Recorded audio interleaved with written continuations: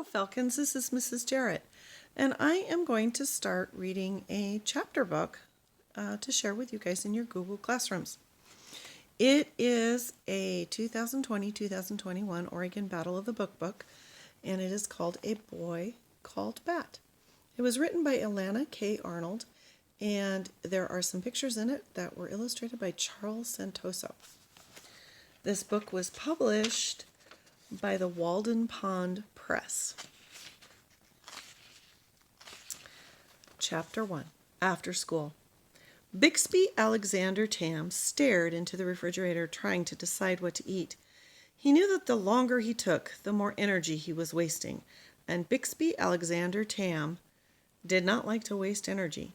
But he also didn't like to eat leftovers, or cheese that had to be sliced, or any of the yogurt flavors in the fridge.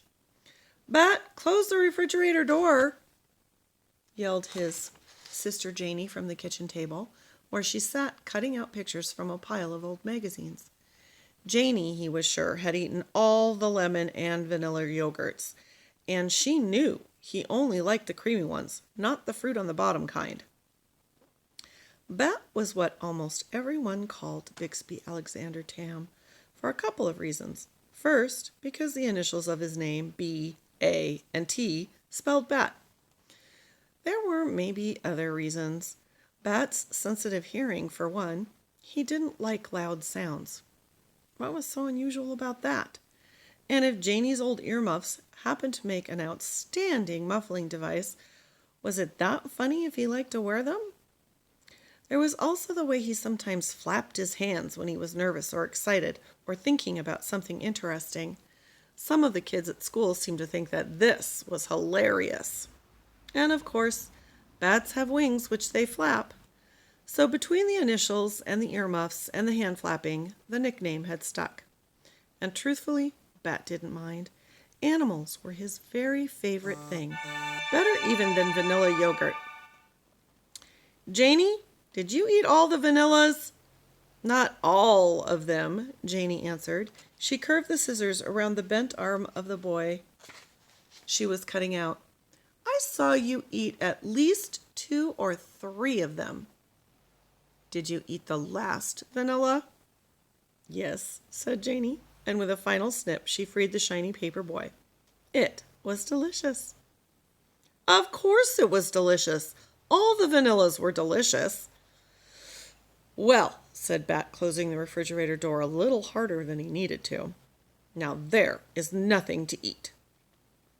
"I wouldn't say there's nothing to eat," teased Janie. She knew she wasn't supposed to tease him. "Well, I would," said Bat. "Nothing I want to eat." "Then you must not be very hungry." On Tuesdays and Thursdays, after Mom drove Bat home from school, she had to go back to work for a couple more hours. It was Janie's job to watch Bat.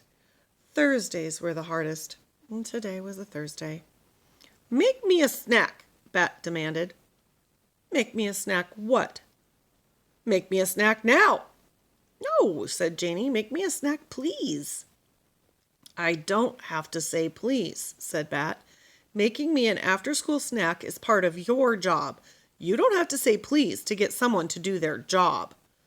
"You do if you want them to do it well," said Janie. But she pushed back the magazines and stood up. Bet felt his elbows beginning to bend. He felt his hands getting ready to flap. "I'm hungry," he said again. His voice sounded higher. Okay, said Janie. "Don't fly away. I'll fix you peanut butter and jelly. Without the crusts," Bet said. And he felt better already. Chapter 2, Bat's Cave. After finishing his snack, Bat went to his room. Bat's room was his favorite place in the whole world. In his room, Bat felt completely comfortable. Here he knew where everything was. If something was in the wrong place, it was his own fault, because no one messed with his room but him. In the rest of their small house, Bat's mom and sister knew to put anything that needed to go to Bat's room in one of 3 baskets: his clean laundry basket, his book basket, and his miscellaneous stuff basket. Miscellaneous was a great word and one of Bat's favorites. It meant all the extra stuff, so the miscellaneous stuff basket could have almost anything. except clean laundry and books, in it. When the baskets were full, Mom placed them in the hallway outside Bat's door. He took them into his room and unloaded them himself. Once, Mom had tried to reorganize his dresser drawers because she thought he could use some help. After, when he was so upset he couldn't even speak, she said, "I'm sorry, Bat, but your drawers were just a mess. Your hats mixed in with pants and sweaters. I don't know how you find anything." But the drawers weren't a mess. Not at all. If Mom had looked more closely, she would have seen that his knit caps were in his long pants, and his sweaters, because he always wore those things together on cold days. Shorts and t-shirts were in another drawer because he wore those things together on warm days. "But what about this drawer?" Mom had asked, pulling open the bottom right drawer, which held a pair of pants, a wool sweater, and 2 t-shirts. "Those are the things I never wear," Bat told her when he finally calmed down, "because they're itchy and uncomfortable." Then Mom cut the tags out of the t-shirts and Bat moved them to his warm days drawer. After that, Mom left him to his own devices, as she liked to say. Once in his room, Bat closed the door.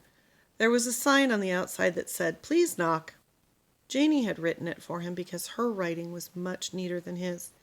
Janie could do all the hand things better than Bat. Write things, cut things out, smooth peanut butter on bread. The clock told Bat that Mom would be home in 46 minutes. Mom was a veterinarian, which was what Bat intended to be too one day. Mostly she treated cats and dogs, but sometimes she had unusual patients. Once she had taken a BB pellet out of the wing of a hawk. The pellet had broken one of the bones, and Mom had done surgery to mend it. She'd brought home the x-rays to show Bat. "Why would anyone shoot a hawk?" Bat had asked. "Do you think they were going to eat it?"